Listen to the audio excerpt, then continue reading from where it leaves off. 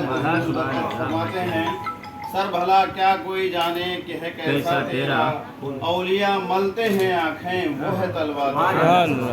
इस शेर पे आप गौर फरमाएं कि किस तरह से आला हजरत ने हजरत गौसे पाक की अजमत को बयान किया है कि इंसान के सबसे बुलंद तरीन मुकाम जिस्म में सर है और सबसे नीचे सतह पर उसका पैर है। आला हजरत इरशाद फरमाते हैं कि सर भला क्या कोई जाने कि है कैसा तेरा, औलिया मलते हैं आँखें वो है तलवा तेरा।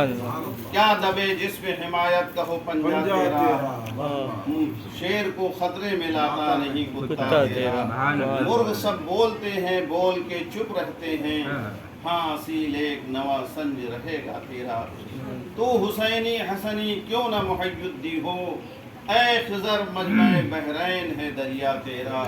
ही रज़ा यूं न बिलक तू नहीं सैयद तो न हो, सैयदो जैयदो हर दहर है मौला तेरा। पूछते क्या हो शहे जीला के फ़ज़ाइल आसी, हर फजीलत की वो जामे है नबूवत के सिवा।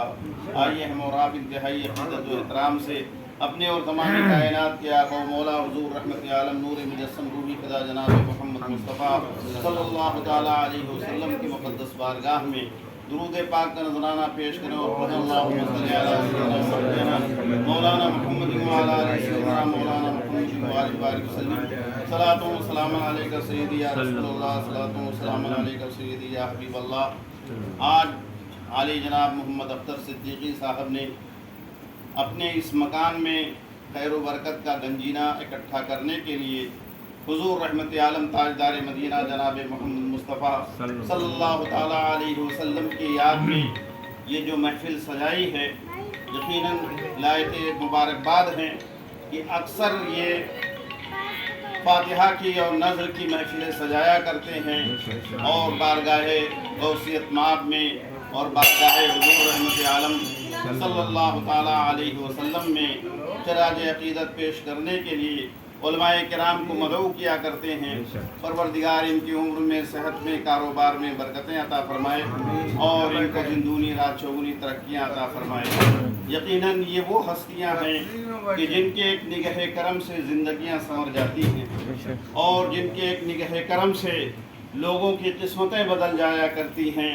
औलियाए किराम खुसूसन हज़रत सैयदना गौसे पाक रज़ी अल्लाह ताला अन्हु की अज़मत और आपकी फजीलत को कौन बयान कर सकता है जो सरापा वली हो, जो पैदा ही विलायत के मनसब पर हुआ है कि हज़रत सैयदना गौसे पाक रज़ी अल्लाह ताला अन्हु की जब पैदाइश होती है, आपको बिस्मिल्लाह खानी के लिए जब उस्ताद के पास बैठाया जाता है तो आप बिस्मिल्लाहिर्रहमानिर्रहीम पढ़कर अलहम्दो शरीफ पढ़ते हैं और उसके बाद अलिफ लाम मीम से लेकर 16 पारा तक अज़बर पढ़ते हुए चले जाते हैं।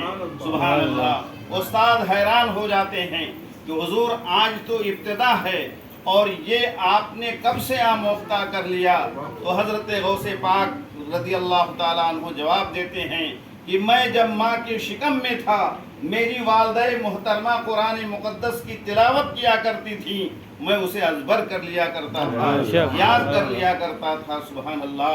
रहे पाबंद अहकाम शरीयत इब्तिदा ही से, न छूटा शीर ख्वारी में भी रोज़ा गौसे आज़म का। हज़रत गौसे पाक रज़ी अल्लाह ताला अन्हु की जब पैदाइश होती है उस वक्त भी बदली होती थी और चाँद में इख्तिलाफ हो जाया करता था। लोग इधर उधर परेशान होते थे कि चाँद निकला कि नहीं निकला, रोज़ा रखा जाए या कि बगैर रोज़े के रहा जाए। लेकिन शुदा यह बात हज़रत गौसे पाक की वालदा के ज़रिए से लोगों तक पहुँची कि उनके घर में जो बच्चा पैदा हुआ है वो दूध नहीं पी रहा है। अल्लाह अकबर। हज़रत गौसे पाक रज़ी अल्लाह ताला अन्हु की वालदा लोगों से बता दिया करती कि मेरा बेटा जो पैदा हुआ है वो दूध नहीं पी रहा है, इसका मतलब ये है कि चांद हो गया है और रमजान शुरू हो गया। सुभान अल्लाह। रहे पाबंद अहकाम शरीयत इब्तिदा ही से, न छूटा शीर ख्वारी में भी रोज़ा गौसे आज़म का। सुभान अल्लाह।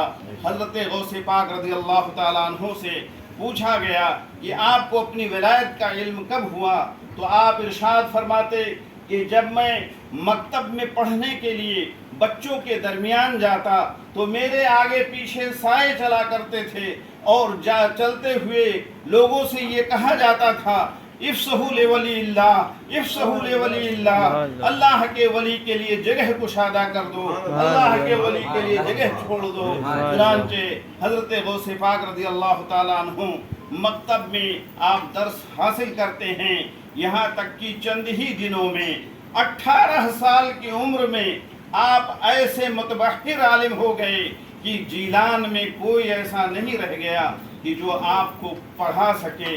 تو آپ نے بغداد کا ارادہ کیا۔ آپ نے سنا ہوگا کہ بغداد جاتے وقت راستے میں چوروں کا جو واقعہ رونما ہوا تھا، حضرت غوث پاک رضی اللہ تعالیٰ عنہ کے ہاتھوں پر ایک جماعت، ایک گروہ جو ڈاکوں کی جماعت تھی، لوٹا ہوا سب مال واپس کر دیا، اور حضرت غوث پاک رضی اللہ تعالیٰ عنہ کے دست حق پرست پر لوگ بیعت ہو گئے۔ یہ پہلی جماعت تھی، یہ پہلا گروہ تھا جس نے آپ کے ہاتھ پر بیعت کیا اور آپ کے ہاتھ پر توبہ کی۔ سبحان اللہ۔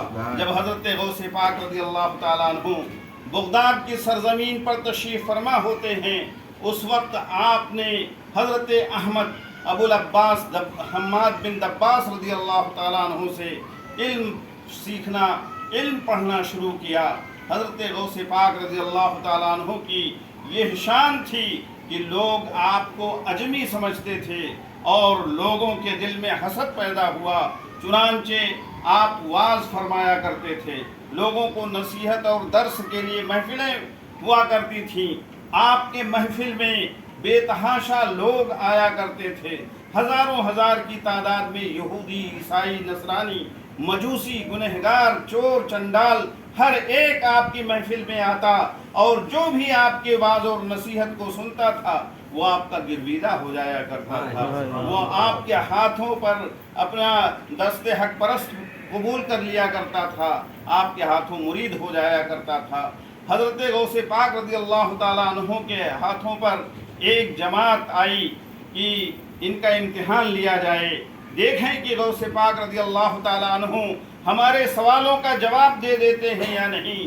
چنانچہ احمد بن عبد الرحمن الجوزی کہتے ہیں کہ میں محفل میں بیٹھا ہوا تھا اور 100 علماء کرام اپنے اپنے سینوں میں سوالات لے کر کے آئے سید صاحب، اور وہ یہ سوچنے لگے کہ ہم غوث پاک سے یہ سوال کریں گے، دوسرے نے سوچا ہم یہ سوال کریں گے، تیسرے نے سوچا ہم یہ سوال کریں گے۔